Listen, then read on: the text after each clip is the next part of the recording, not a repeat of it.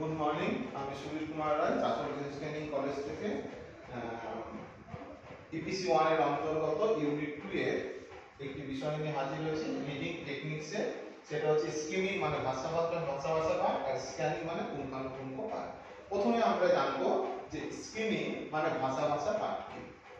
কোনো বিষয়বস্তুর ওপর দ্রুততার সঙ্গে আমরা যদি চোখ বুলিয়ে নিয়ে লেখকের বক্তব্য আমরা যখন জানতে পারি তখন তাকে ভাষা পাঠ বলা হয়ে থাকে।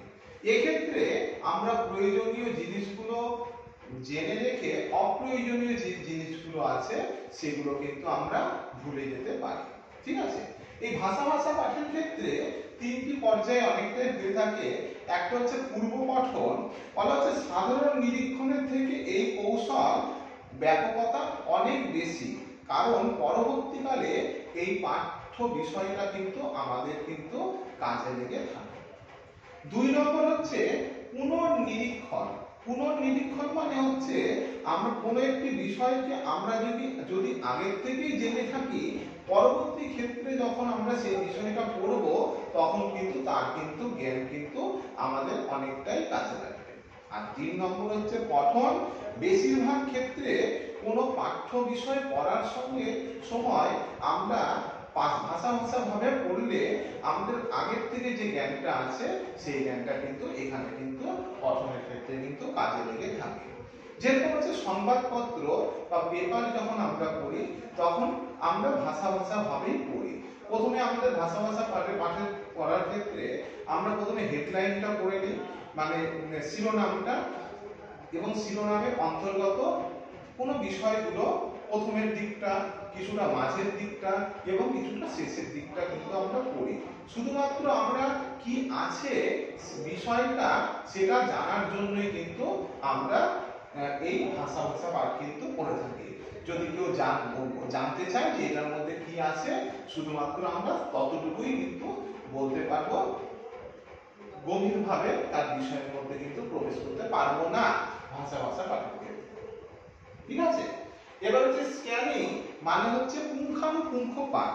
পুঙ্খানুপুঙ্খ পাঠ মানে কি, এক্ষেত্রে আমরা সেই কোনো বিষয়কে পুঙ্খানুপুঙ্খ ভাবে গভীরভাবে মনোযোগ সহকারে পাঠ করতে কিন্তু আমরা বাধ্য হবে।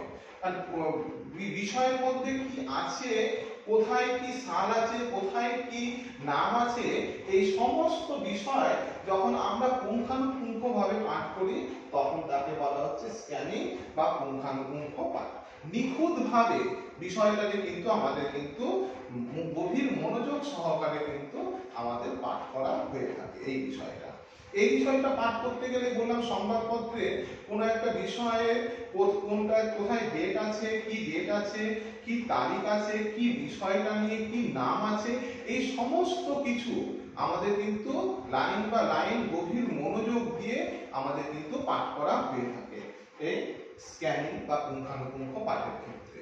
কারণ এখানে না হলে এর ভেতর থেকে এর সমস্ত বিষয়টা কিন্তু আমাদের আত্মস্থ করা হবে না। এক্ষেত্রে ভাষা পাঠ কিন্তু চলবে না, এক্ষেত্রে গভীরভাবে কিন্তু এই পাঠ কিন্তু করতে হবে। আমি কি চাইছি, মানে পাঠক কি চাইছে এই পাঠ থেকে, কি কি প্রশ্ন আসতে পারে এই পাঠের মধ্যে, সেই সমস্ত কিন্তু পাঠ কিন্তু এই পুঙ্খানুপুঙ্খ পাঠের থেকে কিন্তু আমাদের কিন্তু জোগাড় করতে হবে। এই জন্য পুঙ্খানুপুঙ্খ পাঠ কিন্তু শিক্ষার ক্ষেত্রে খুবই প্রয়োজনীয় হয়ে থাকে। তো আজ এই পর্যন্ত দুটো স্কিমিং এবং স্ক্যানিং আলোচনা করা হলো। এরপরে ক্লাসে অন্য কোনো বিষয় নিয়ে আলোচনা করা হবে। Thank you.